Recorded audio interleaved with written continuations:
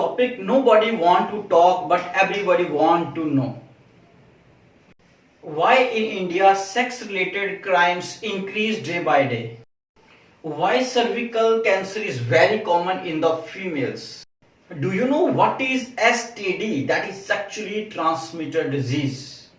Why should a couple avoid sexual intercourse at 10 to 17th day of the menstrual cycle? What is vasectomy and the tubectomy? What are the contraceptives and how they are used? Hello students, welcome back इन हरप्रेस biology. तो आज के जो मैंने अभी question आपको कर रहा था, कुछ फैक्ट्स आपसे पूछ रहा था, तो इससे आपको अंदाजा लग ही गया होगा कि आज का टॉपिक क्या रहेगा। तो आज का हमारा टॉपिक बहुत ही ज्यादा इंपॉर्टेंट है, क्योंकि ये एक ऐसा टॉपिक है, मैंने पहले ही बोला, everybody want to know but nobody want to talk. एक ऐसा टॉपिक जिसपे हर एक इंसान चाहता है कि मुझे नॉलेज हो, लेकिन वो सोसाइटी में, स्कूल में, किसी भी रिलीजियस प्लेस पे, कहीं पे भी, विलेज के अंदर, वो इस टॉपिक के में बात ही नहीं कर सकता, क्योंकि हमारी परवरिश ऐसी हुई है कि इस टॉपिक पे बात भी करेंगे तो क्या होगा, हम पे 4 आंख लग जाएंगे, मींस हम पे लोग अलग अलग तरह से बातें करना शुरू कर देंगे। ओके, सो कौन सा ऐसा टॉपिक है? सो बिल्कुल सही, तो topic is the reproductive health, और इनडायरेक्टली बोले that is sex education. Okay, तो फर्क है अभी हमारे इंडिया के अंदर और फॉरेन के अंदर। फॉरेन में ऐसे ही टॉपिक अगर आप देखोगे तो वो बचपन में ही, मींस 4th 5th में ही स्टार्ट कर देते हैं बच्चों को ऐसी चीजों के बारे में बताना, दैट आर रिप्रोडक्टिव हेल्थ के बारे में, कि क्या है सेक्स एजुकेशन।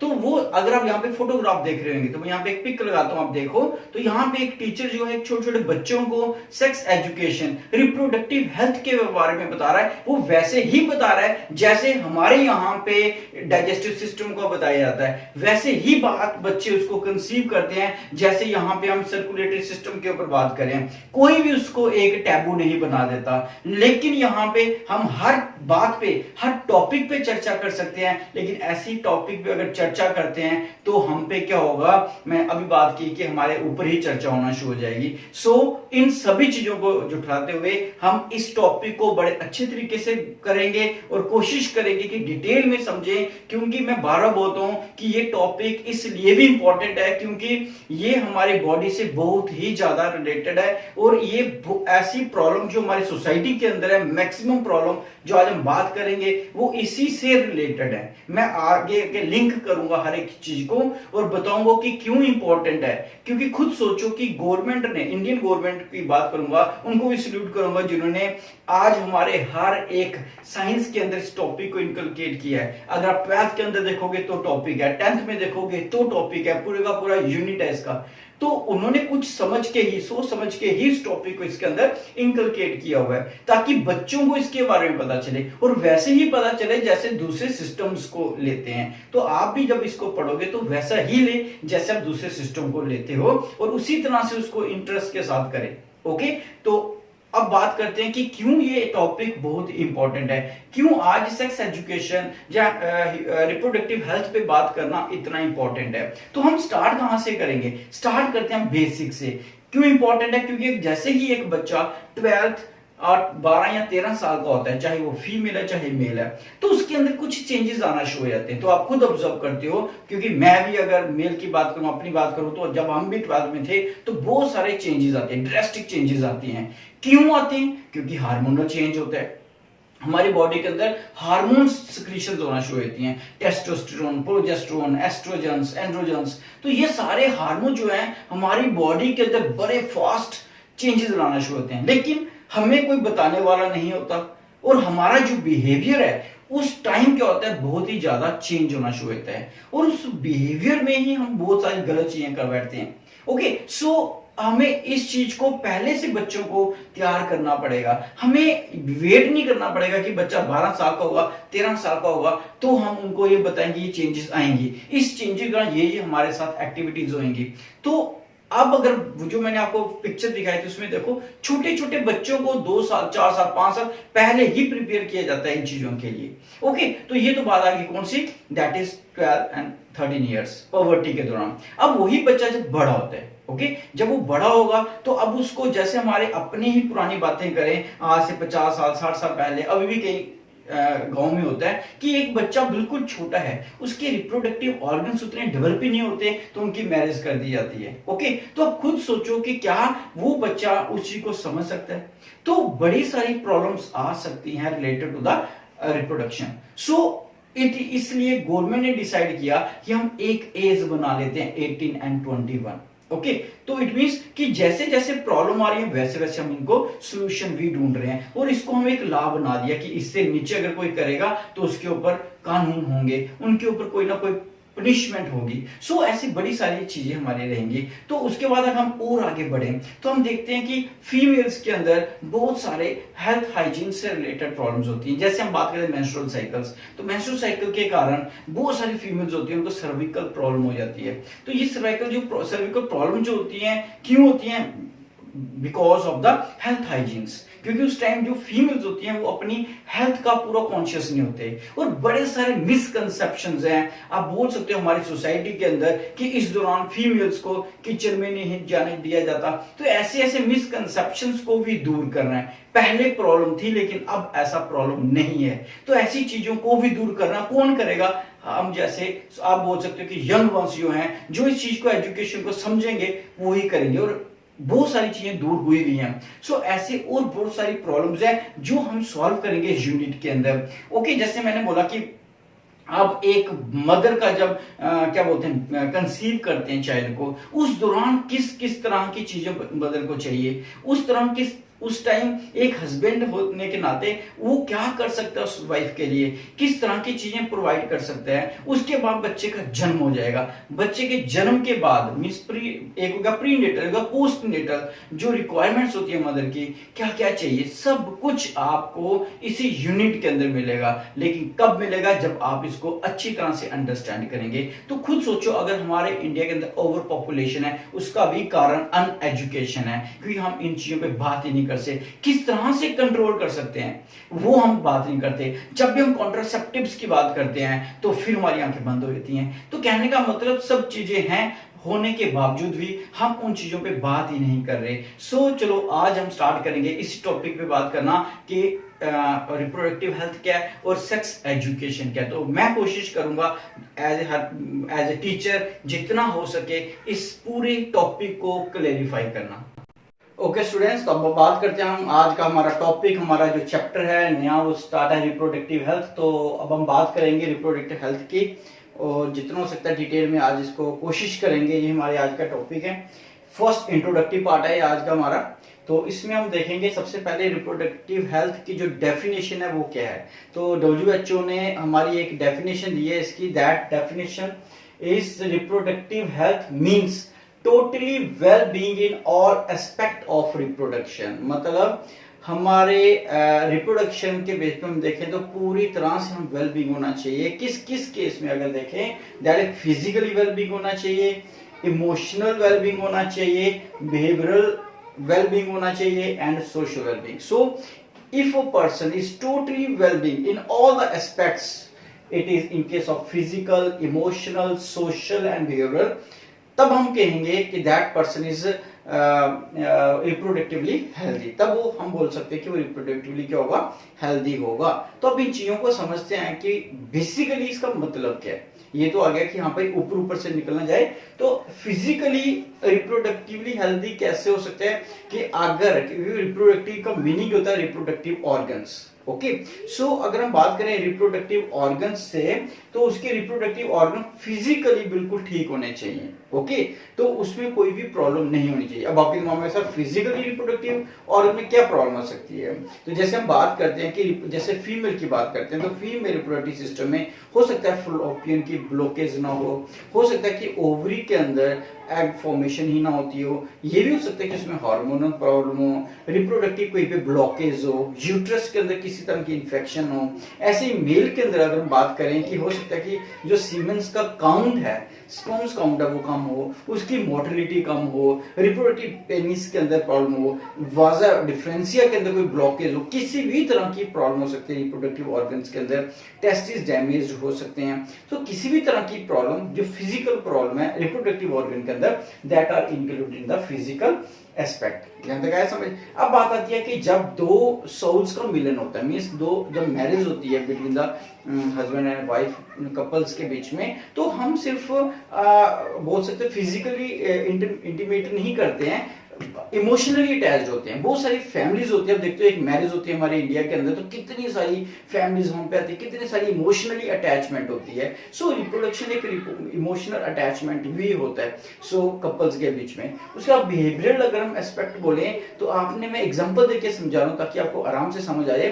तो बिहेवियरल एस्पेक्ट आता है कि आपको एक एग्जांपल दूंगा, जैसे आपने देखा होगा इंडिया के अंदर बहुत सारे ऐसे केसेस आते हैं, सेक्सुअल अब्यूज के आते हैं या फिर रेप केसेस आते हैं। तो ऐसा क्या होता है कि एक बच्चे, सोच लो 15-16 साल का, 18 साल का, बहुत सारे भी केसेस आए हैं, पनिशमेंट भी आई है यहाँ पे उस केस पे। तो ऐसा क्या होता है कि एक बच्चा बिल्कुल नॉर्मल बच्चा है और थोड़ी देर के बाद, 2-3 घंटे के बाद जब कोई फीमेल को देखता है तो उसके अंदर बिहेवियर चेंज आ जाता है। तो वो ऐसे केसेस कर देता है और इतने गलत तरीके से प्रोसेसेस करता है जिसके कारण एक फीमेल जो है उसको उनको मार भी, मर्डर कर दिया जाता है। तो ऐसा क्या उनके ब्रेन के अंदर चल रहा होता है? तो that is the behavioural change. तो उनका जो बिहेवियर है इस चीज को लेके, मीन्स बोल सकते हो सेक्स को लेके, इन चीजों को लेके, वो उनके दिमाग के अंदर हैवी हो जाता है। सो ये जो बिहेवियर चेंजेस हैं किससे रिलेटेड, हम वो चीजों से रिलेटेड बात करें, दैट इज रिप्रोडक्शन से रिलेटेड बात करें, वो चेंज नहीं होना चाहिए। तो वो हमारा स्टेबल होना चाहिए। ओके, तो जिनका ये स्टेबल नहीं होता वो ही ये क्राइम करते हैं। तो ये वेल बीइंग होना बहुत ही ज्यादा जरूरी है। और अगर ये सारे के सारे हमारे एस्पेक्ट्स अच्छी हैं तो नेचुरल बात है सोशली भी हम अच्छे ही होंगे इस केस के में। तो ये चारों के चारों अगर एस्पेक्ट्स हम फुलफिल करते हैं तभी हम बोल सकते हैं कि हम क्या हैं, सोशली वेल बीइंग है और हम रिप्रोडक्टिवली हेल्दी हैं। अदरवाइज इनमें से अगर एक भी हमारा, ठीक, हम बोल सकते हैं फिजिकली बिल्कुल ठीक है, हमारी बॉडी में कोई प्रॉब्लम नहीं है, reproductive organs are well being, लेकिन उसके बावजूद अगर हमारा ये वाला ठीक नहीं है, ये वाला ठीक नहीं है, तो हो सकता है इसके कारण ही हम रिप्रोडक्टिव हेल्दी ना हो। तो this is as far as the definition given by WHO, उसको मैंने डिफाइन किया और मैं NCERT रिस्ट्रिक्टेड हूं। मैं कोशिश करूं क्योंकि NCERT बुक बहुत ही ज्यादा अच्छी है, उसमें छोटी छोटी चीजें बहुत अच्छे तरीके से बताई, उन्हीं को मैं 19 नोट्स तैयार करके आपको बता रहा हूं पूरा, ताकि आपको भी वहां से नोट्स मिल जाए। इसको देखने के बाद आप अपनी NCERT को जरूर पढ़े और मुझे लगता है आपको मजा आएगा उसके बाद, क्योंकि मैं सारा कुछ वहां से आपको बता रहा हूं और कुछ उनके अलावा एडिशनल चीजें भी दे रहा हूं। ओके, तो अब यहां तक हो गया डेफिनेशन। अब बात करते हैं कि अगर कोई person physically, emotionally, behaviourally, socially well being है, रिप्रोडक्टिवली हेल्दी है, इट मीन्स कि वो अपनी सोसाइटी को हेल्दी कर रहा है। आप खुद सोचो, इस चीज को सोचो, आप बोल सकते हो, एज्यूम कर सकते हो कि अगर एक सोसाइटी के अंदर रिप्रोडक्टिवली हेल्दी हैं इंसान सारे, जितने भी वहां पे कपल्स हैं, तो नेचुरल खुद सोचो सोसाइटी कितनी अच्छी होगी। तो उस सोसाइटी के अंदर कोई भी क्राइम रेट नहीं होगा, कोई भी ऐसी प्रॉब्लम नहीं होगी, फैमिली प्लानिंग प्रॉपर हो रही है, तो खाली एक चीज नहीं है, बहुत सारी चीजें आएंगी। तो उससे क्या होगा, हमारी नेशन, पूरा इंडिया जो होगा उसको कोई प्रॉब्लम नहीं आएगी। ओके, तो इंडिया के अंदर कुछ प्रॉब्लम्स हैं, तब भी हम इसके ऊपर इतना जोर दे रहे हैं, तभी ये हमारे बुक्स के अंदर इतने सारे टॉपिक्स दिख रहे हैं, इनके ऊपर इतनी ज्यादा डिटेल में बातें हो रही हैं। ओके, सो ये नेशन की बात आई। अब हम बात करते हैं कि रिप्रोडक्टिव हेल्थ, ये मैंने अपनी तरफ से, शायद आपको किसी बुक के अंदर नहीं मिलेगा, किसी गाइड के अंदर नहीं मिलेगा, कहीं नहीं मिलेगा, ये मैंने अपनी तरफ से एक छोटा सा एक पैकेज बनाया हुआ आपके लिए इंट्रोडक्टरी पार्ट में, कि किस तरह से सिंपल वे में हम इसको समझ सकते हैं। तो मैंने यहाँ पे क्या किया, रिप्रोडक्टिव हेल्थ को 3 मेन टॉपिक में समझाने की कोशिश की है ताकि किसी भी तरह की कंफ्यूजन हो, फर्स्ट, सेकंड एंड थर्ड। तो अब अगर हम बात करें, फर्स्ट आ गया व्हाई रिप्रोडक्टिव हेल्थ, और सेक्स एजुकेशन कि इंडिया के अंदर हमें क्यों जरूरत पड़ी सेक्स एजुकेशन सिखाने की, क्या जरूरत पड़ी हमें रिप्रोडक्टिव हेल्दी रहने की। तो इसके कुछ कारण मैंने लिख दिए, कुछ मैंने आपको बताए भी थे, लेकिन फिर से आपको बता दूं कि ये कुछ कारण थे क्योंकि हम चाहते हैं हमें नॉलेज होनी चाहिए।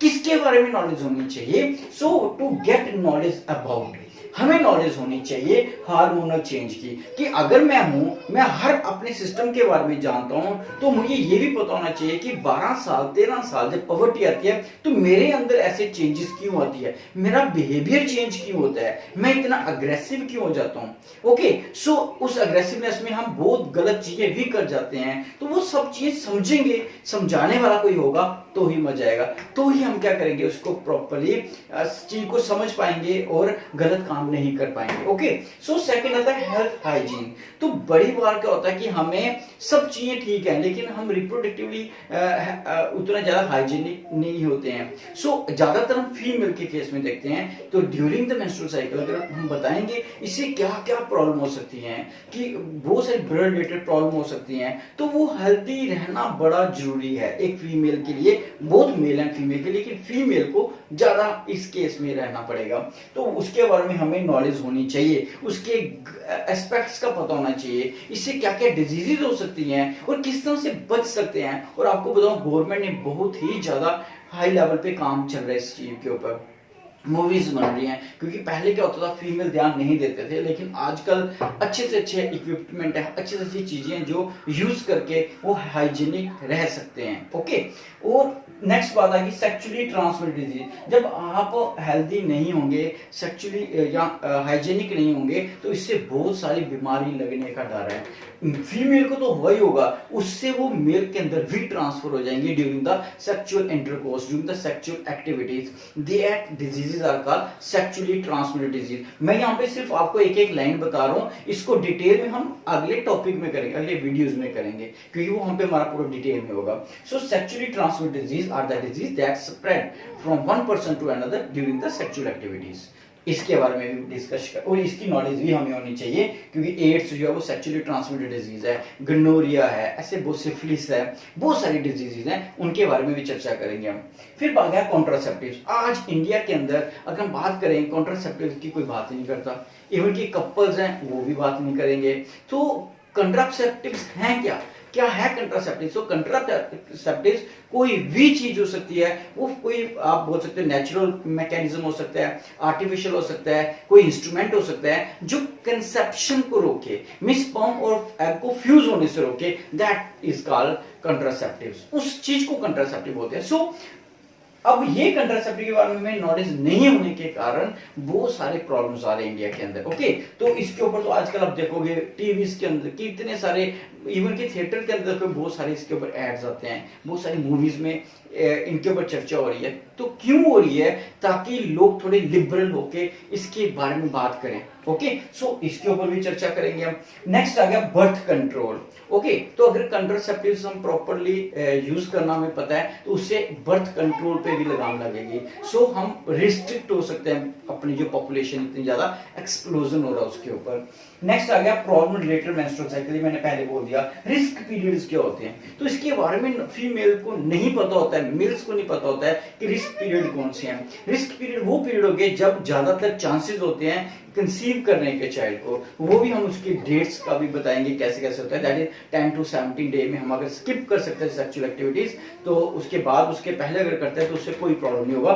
सो वो भी हम इस यूनिट के अंदर बात करेंगे। सो हमें नॉलेज होनी चाहिए इनफर्टिलिटी की, फीमेल इनफर्टाइल है तो क्यों है, मेल फर्टाइल है तो क्यों है, क्योंकि आज से काफी साल पहले, अगर अभी भी बड़े सारी जगह भी होता है, अगर हमें कोई भी इनफर्टिलिटी केस दिखता है तो ज्यादातर बाबा होते हैं उनके पास चले जाते हैं, तो वो भी फिर आगे जादू टोने से करने की कोशिश करते हैं। जबकि एक फेलोपियन ट्यूब में प्रॉब्लम है तो वो कैसे ठीक होगी, तो वो तो सर्जरी से ही ठीक होगी। जहां फिर बड़ी सारी ऐसी प्रॉब्लम्स होती हैं, स्पर्म का काउंट कम हो गया, मोटिलिटी कम होगी, तो वो कैसे ठीक होगी? हर एक चीज का सोल्यूशन है, हर एक चीज का। इवन कि अगर स्पर्म काउंट बहुत ही ज्यादा कम है तो उसके लिए भी सोल्यूशन है, लेकिन हमें नॉलेज होना बहुत जरूरी है उस चीज की, तभी हम वहां पे उसको इंप्लीमेंट कर सकते हैं। ओके, सो वो नॉलेज कौन देगा? हमें बुक्स ही देंगी, वो डिस्कशन से ही सामने आएगा।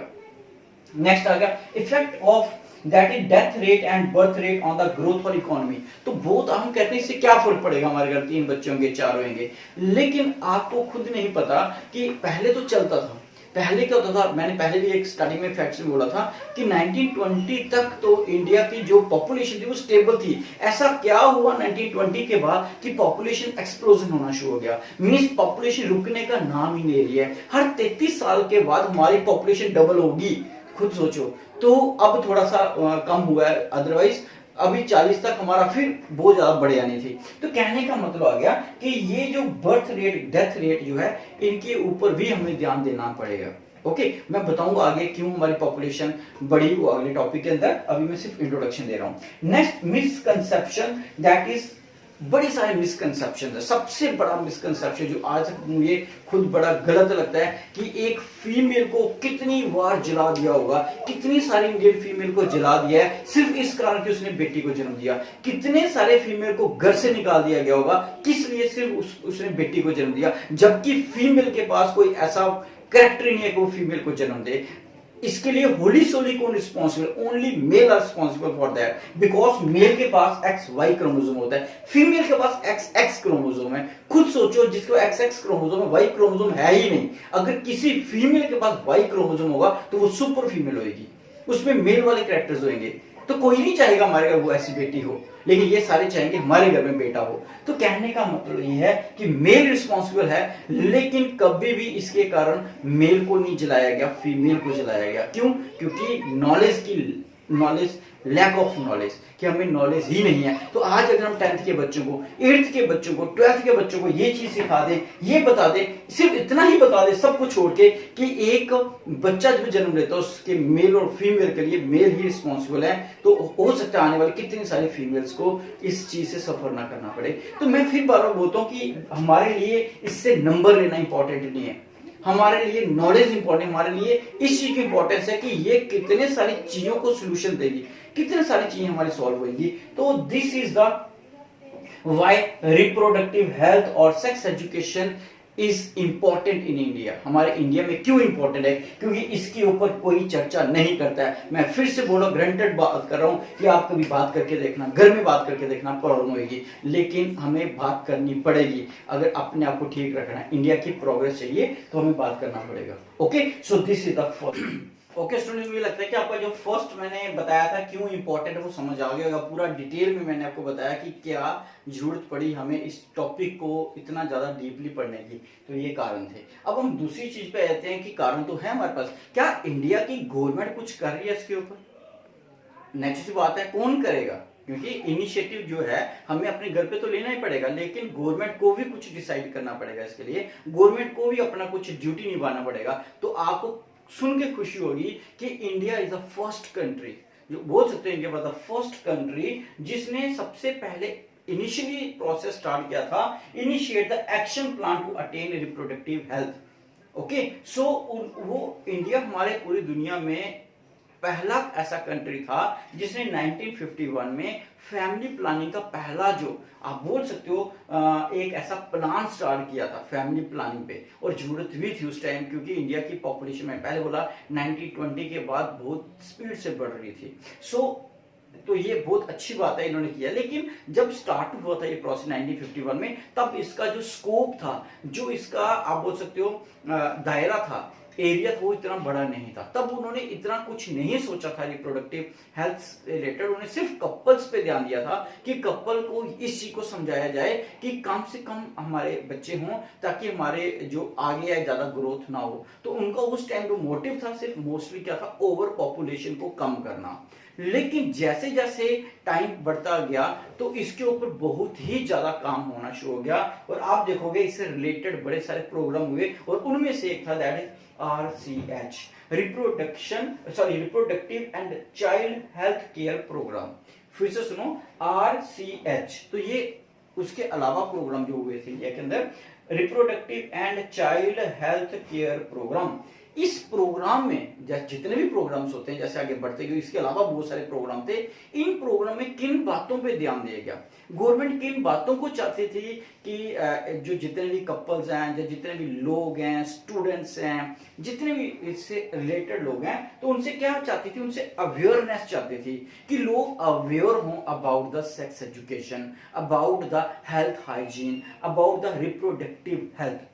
तो ज्यादा से ज्यादा अवेयरनेस फैलाना चाहते थे। अब अवेयरनेस कैसे फैले, तो इन्होंने ग्रुप बनाना शुरू कर दिए, इन्होंने पैम्फलेट्स को देना शुरू कर दिया, मूवीज के अंदर एड्स आना शुरू होगी, टीवी के अंदर आप देखते हो एड आना शुरू होगी, ताकि लोग ज्यादा से, क्योंकि लोग बात तो करते नहीं थे लेकिन देखते तो थे ना, पैम्फलेट हाथ में उसको देखेंगे तो सही, पढ़ेंगे तो सही, किसी से बात नहीं करेंगे तो, क्योंकि स्टार्टिंग में हर एक इससे हेजिटेट करता था, अब तो बड़ा थोड़ा लिबरल हो गया, बात करते हैं। तो इस तरीके से उन्होंने इस एजुकेशन को फैलाना शुरू किया। इसके ऊपर आपने देखो नाटक बनना शुरू हो गए, स्कूलों के अंदर जाके बच्चों को नाटक के थ्रू सीरीज बना के बताया गया कि ये क्या है, क्यों इंपॉर्टेंट है। तो ये सब किसका एफर्ट है, गवर्नमेंट के ही एफर्ट थे। और ऐसे ही प्रोग्राम थे कुछ, जैसे इन्होंने ज्यादातर किस पे ध्यान दिया, इन्होंने एजुकेट किया कपल्स को, किसके लिए, अब कपल्स को किस लिए किया, कॉन्ट्रासेप्टिव्स के बारे में, क्योंकि कपल्स को लेके उनको ये समझाते, अवेयर करते थे, what are contraceptives, types of contraceptives, किस तरह से यूज करना है, कंट्रासेप्टिव से क्या फायदा होगा, ओके ये सब कुछ। फिर इन्होंने बताया कि अगर कंट्रासेप्टिव नहीं यूज कर सकते, फिर अब कुछ सर्जिकल मेथड्स हैं, जैसे मैंने वॉस्क्टोमी, ट्यूबोक्टोमी, तो इतनी सारी नॉलेज देना शुरू कर दी कपल्स को, इसका रिजल्ट भी आया। ओके, इंडिया में बहुत सारे ऐसे वॉस्क्टोमी, ट्यूबोक्टोमीज हुई हैं जिसके कारण पॉपुलेशन पे थोड़ा सा आप बोल सकते हैं लगाम लगी है, उतनी ज्यादा तो नहीं लेकिन फर्क पड़ा है। इसके बाद इन्होंने प्री नेटल केयर, अब ये चाहते थे कि डेथ, क्योंकि मैं एक चीज बता दूं कि क्यों 1920 में पॉपुलेशन जो हमारी बढ़ना शुरू होगी, कम नहीं हुई, इसके बाद उसका कारण एक था कि 1920 से पहले जो हमारी मेडिकल फैसिलिटीज थी वो उतनी अच्छी नहीं थी, और डेथ रेट जो होता था, डेथ रेट और बर्थ रेट वो एक जैसा ही था, मतलब कि बच्चे के जन्म होते घर में 4 बच्चे हो रहे तो डेथ भी होती थी बहुत ज्यादा। क्यों, क्योंकि केयर नहीं थी, हेल्थ केयर नहीं थी उतनी ज्यादा। लेकिन जैसे जैसे टाइम बीतता गया तो मेडिकल फैसिलिटी बहुत ही ज्यादा अच्छी होना शुरू होगी। मेडिकल फैसिलिटीज के कारण बर्थ रेट जो था उस पर तो वो कंट्रोल नहीं कर पाए, लेकिन डेथ रेट पे उन्होंने कंट्रोल कर दिया। तो डेथ रेट जो था पहले क्या था, एक जैसे थे, अब डेथ रेट क्या हो गया, कम हो गया, लेकिन बर्थ रेट वैसे का वैसा रहा, मेंटेलिटी तो हमारी वैसी चल रही थी। इस कारण क्या हुआ कि हमारा जो वो पॉपुलेशन का जो बैलेंस था वो सारा खराब हो गया, और उसके बाद सुधरने का नाम ही ना ले। तो इट मींस कि यहाँ पे हम चाहते हैं कि बर्थ रेट पे हमारा कंट्रोल हो और साथ ही साथ डेथ रेट को भी रोके। हम ये नहीं चाहते कि डेथ रेट को हम रोकें लेकिन बर्थ को, तो हम चाहते हैं कि अगर बर्थ पहले 4 बच्चों के होते थे, आज फैसिलिटीज अच्छी हैं तो बच्चे भी 2 या 1 ही होना चाहिए। सो ये प्री नेटल केयर भी होनी चाहिए। प्री नेटल बर्थ से पहले मदर की केयर होनी चाहिए। कैसे केयर होनी चाहिए, तो गवर्नमेंट ने इस पर भी बड़ा ध्यान दिया। इवन आपको पता होगा कि अब तो एम्बुलेंस लगी हुई है कई स्टेट्स के अंदर, जो प्रेगनेंसी के दौरान, जहाँ डिलीवरी के दौरान मदर को घर से लेके जाएंगे हॉस्पिटल, और हॉस्पिटल के अंदर उन फीमेल्स को पैसा भी दिया जाता है, बच्चे की केयर भी होती है। तो कितना अच्छी फैसिलिटीज मिल रही हैं, क्यों, क्योंकि प्री नेटल, ताकि बच्चे के बर्थ को कोई प्रॉब्लम ना हो। ओके, सो इसी तरह से पोस्ट नेटल केयर किसको समझाया जाता है, कपल्स को। इसी तरह से एसटीडी के बारे में समझाया जाता है कपल्स को। ये अवेयर करते हैं प्रोग्राम्स किसके लिए, सेक्सुअली ट्रांसमिटेड डिजीज के लिए। फिर इसके बाद सेक्सुअल प्रैक्टिसेस जो उसके बारे में बताया जाता है इन प्रोग्राम्स के अंदर। सेफ हाइजीनिक सेक्सुअल प्रैक्टिस, कि एक सेफ हाइजीनिक सेक्स कैसे किया जाए, तो that is ultimate aim of the RHC। ऐसे प्रोग्राम्स जो होते हैं, that is sex related crimes को उसके बारे में बताया जाता है, क्यों ऐसे क्राइम्स होते हैं, क्या क्या कारण है, हार्मोनल है या फिर सोसाइटी के अंदर कुछ ऐसा हो रहा है, तो उसके बारे में सब कुछ बताया जाता है। कौन बताता है, ये प्रोग्राम ही अवेयर करते हैं। So this is the second aspect of the reproductive health. तो पहला क्या आ गया, क्यों जरूरत पड़ेगी, दूसरा क्या आ गया कि गवर्नमेंट क्या कर रही है। तो गवर्नमेंट बहुत ही अच्छे एफर्ट्स कर रही है इस बहुत सारे डायरेक्शन के अंदर। Okay, so this is the second. Now next and last aspect. तो लास्ट क्या है हमारे पास, सक्सेसफुल इंप्लीमेंटेशन। देखो बिल्कुल सिंपल चीज है, पहला हमने किया क्या जरूरत है, गवर्नमेंट क्या कर रही है, तो अब इसकी सक्सेसफुल इंप्लीमेंटेशन के लिए क्या करना पड़ेगा, किस तरह से पता चलेगा कि हमने जो सोचा था, जो हमने सोचा, सोसाइटी ने सोचा, गवर्नमेंट ने सोचा, क्या वो इंप्लीमेंट हुआ ही नहीं हुआ, उसकी सक्सेस किस पे निर्भर करती है। सो कौन से ऐसे फीचर्स हैं, कौन से ऐसे कैरेक्टर्स हैं जो बताएंगे भाई हाँ जो हमने प्रोग्राम स्टार्ट किए थे, जो प्रोग्राम लॉन्च किए वो सक्सेसफुली आगे चल रहे हैं, तो उनकी सक्सेस किस पे डिपेंड करती है वो देखो अब। तो सबसे पहले क्या, स्ट्रॉन्ग इंफ्रास्ट्रक्चर। तो अगर हमने सब कुछ वर्बली बात कर ली लेकिन हमारे पास इंफ्रास्ट्रक्चर ही नहीं है तो हमारी सक्सेस जो है उतना रेट नहीं मिलेगा। इंफ्रास्ट्रक्चर हर जगह पे आएगा। अगर हम बात करें कि बर्थ, जो बच्चों का बर्थ हो रहा है तो उस बर्थ को प्रॉपरली होना चाहिए, तो उसके लिए हमें हॉस्पिटल अच्छे चाहिए, वहां पे हमें प्रेगनेंसी के दौरान जो डिलीवरी के दौरान जो फीमेल्स आती हैं उनके लिए अच्छी कंडीशंस होनी चाहिए। सो उसके अलावा बहुत सारी चीज में आएंगी। नेक्स्ट आ गया प्रोफेशनल एक्सपर्टाइज। तो अगर कोई डिलीवरी को हैंडल कर रहा है तो पहले बहुत सारे बच्ची जो थी डेथ हो जाती थी क्योंकि उस दौरान डिलीवरी के दौरान हॉस्पिटल में नहीं होते, घर पे होते थे, थोड़ा सा अगर कम्प्लेक्स हो गया तो उनको बचाना मुश्किल होता। लेकिन आज हमारे पास सारी फैसिलिटीज हैं तो हमें एक्सपर्ट भी चाहिए जो डिलीवरी को बड़े अच्छी तरह से हैंडल कर सके। नेक्स्ट आ गया मटेरियल सपोर्ट। तो अगर हैंडल करने वाले हैं तो उनको मटेरियल भी चाहिए।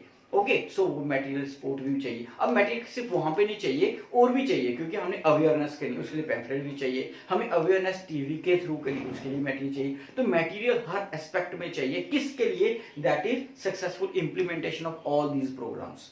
Next, innovative techniques. तो हमें ऐसी ऐसी टेक्निक्स को अभी इजाद करना है या डिस्कवर करनी है जिसके कारण पॉपुलेशन को जो एक्सप्लोजन उसको रोक सके। जैसे एक एग्जांपल दूंगा, हमारे यहाँ पे लखनऊ में शायद यहाँ पे एक सहेली नाम से बने हैं कॉन्ट्रासेप्टिव्स। तो इंडिया पहला जिसने ये बनाया है। इसी तरह से पहले आती थी कॉपर टी। अब कॉपर टी जो पहले होती थी वो प्लास्टिक्स में थी, फिर उसको कॉपर का बनाया, फिर उसके ऊपर कोटिंग की। ओके, ऐसे बड़े सारी चीजें हैं जो इंप्रूवमेंट हो रही हैं। अब आजकल क्या होता है, जैसे हम बोलते हैं कॉन्डम्स आते हैं, पहले सिंपल, अब उनके ऊपर कोटिंग हो गया स्पर्मिसाइड्स की, ताकि अगर कोई स्पर्म्स एंटर भी कर जाता है तो वो स्पर्म्स क्या है उसको मार दे। कौन मार देगा, उसके ऊपर जो कोटिंग होती है डिफरेंट केमिकल्स की।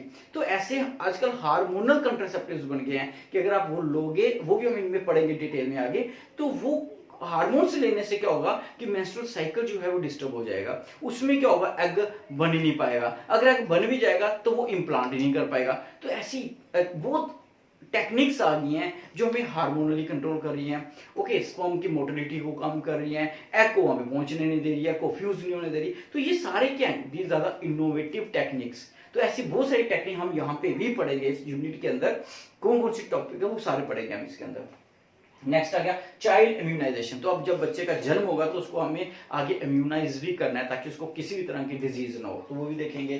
Better awareness about sex related matter. तो हमें अवेयरनेस होनी चाहिए, सबसे इंपॉर्टेंट, मेरे ख्याल से सबसे इंपॉर्टेंट है कि अवेयरनेस ही नहीं होगी तो हम आगे कैसे चलेंगे। तो अवेयरनेस जरूर होनी चाहिए। इतना सारा आज हमने पढ़ा है तो आपको कितनी अवेयरनेस हुई होगी, ठीक है ना। तो इट मींस अभी तो हमारा स्टार्ट हुआ है, तो जब पूरा टॉपिक कर लेंगे तो मुझे लगता है कि हमें इस पूरे यूनिट को पढ़ने के बाद जरूरत ही नहीं पड़ेगी किसी से डिस्कशन करने की। ओके, क्योंकि नॉलेज इतनी मिल जाएगी आपको इसके अंदर। तो कहने का मतलब हमें इसके बारे में नॉलेज होनी चाहिए। किसके बारे में, रिप्रोडक्टिव हेल्थ के बारे में। ओके, नेक्स्ट आ गया हमारे पास better detection and care of STDs. अब सेक्सुअली ट्रांसमिटेड डिजीज तो किसी को भी हो सकती है, चलो होगी किसी को, तो उसको डिटेक्ट करने के लिए और केयर करने के लिए भी हमारे पास बंदोबस्त होने चाहिए। ओके, हमारे पास सारा बंदोबस्त होना चाहिए उसके लिए। नेक्स्ट आ गया increase number of medically assisted deliveries. तो हमें मेडिकली मींस अगर हॉस्पिटल में कोई डिलीवरी के लिए आता है उसके लिए पूरे के पूरे इंतजाम होने चाहिए, फैसिलिटीज होनी चाहिए। So we have a facilities for the delivery system. Okay, तो वो जो डिलीवरी सिस्टम होता है उसके लिए पूरा मेडिकल किट होनी चाहिए, सब कुछ प्रॉपर होना चाहिए। अगर इतनी सारी चीजें हमारे पास होती हैं, ओके, अगर ये सारी चीजें हमारी सक्सेसफुल हो जाती हैं तो हो भी रही हैं, हो आगे भी होंगी और अच्छा करने की कोशिश करेंगे सारे। All these indicate improved reproductive health of the society. और ये शो करता है कि एक रिप्रोडक्टिव हेल्थ जो है सोसाइटी की, क्योंकि अगर ये सारे इंप्लीमेंट हो जाते हैं तो मुझे लगता है कि हमारी जो सोसाइटी है, हमारा नेशन है, तो वो काफी ऊपर और ज्यादा प्रोग्रेस करेगा। उसकी प्रोग्रेस किस पे डिपेंड करती है कि हमें नॉलेज होनी चाहिए। और हमें नॉलेज कब होगी, जब हम लिबरली इन टॉपिक्स पे बात करेंगे, इंप्लीमेंटेशन करेंगे, खाली बात में इंप्लीमेंटेशन करेंगे, तब जाके हमारी नॉलेज बढ़ेगी। ओके, तो मैं कोशिश करूंगा अपनी तरफ से जितना हो सकता है कि आपको इसकी नॉलेज दूं। अब आप पे डिपेंड करता है आप कितनी ले पाते हो, है ना। तो फिर से बताऊंगा कि ये हमारा आज का इंट्रोडक्टरी पार्ट था। अब हम आगे स्टार्ट करेंगे पॉपुलेशन एक्सप्लोजन के ऊपर, कॉन्ट्रासेप्टिव्स के ऊपर, artificial method, natural method, surgical method, ठीक है। तो ऐसे बहुत सारे टॉपिक्स हैं इसके अंदर, बहुत इंटरेस्टिंग टॉपिक्स हैं, तो उनको डिटेल में, तो ये दूसरी सीरीज में स्टार्ट कर रहा हूं, दैट इज रिप्रोडक्टिव हेल्थ की। तो पहली सीरीज हमारी थी दैट इज ह्यूमन रिप्रोडक्शन से, और ये दूसरी स्टार्ट कर रहा हूं। तो ये था आज का हमारा टॉपिक। सो आज के लिए इतना ही, फिर अगली वीडियो में मिलेंगे हम, दैट इज नेक्स्ट वीडियो के अंदर। Till then bye, thank you.